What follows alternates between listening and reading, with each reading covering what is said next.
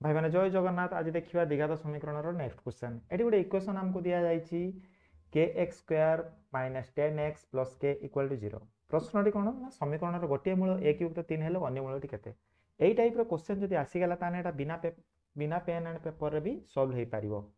तार ट्रिकटा कौन ना आम इक्वेशन ले a x square plus b x plus c equal to 0 रे जदि ए पद माने एक्स स्क्वायर सहग पद जदि कन्स्टांट सहित सामान हो गला ताने ए इक्वेशन बीज जिते बाहर सेटा गोटे अन्यटीर व्युत्कर्म बा गुणात्मक विलोमी हम।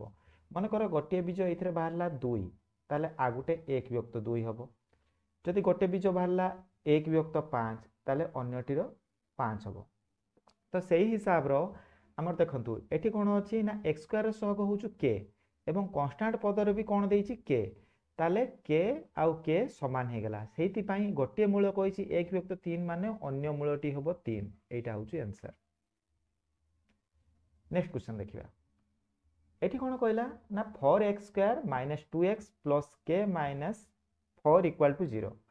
एठी सेही क्वेश्चन टा टिके उल्टा कर देइला। समीकरण मूल अन्यटीर व्युत्कर्म हेले गोटे मूल अन्यटीर व्युत्कर्म ताले एठी के रो मूल्य बाहर करिया पई कहिला। जदि गोटे अन्यटीर व्युत्कर्म हम आमे जानिचे जे एक्स स्क्वायर सहग एठी जेतिकी अछि माने ए पदटा आमर सी पद साथर समान हे जिवो ताले आमे कोन लिखि परिबा जे के माइनस 4 इक्वल टू 4 के इज इक्वल टू 8 हम। एटा होची आंसर।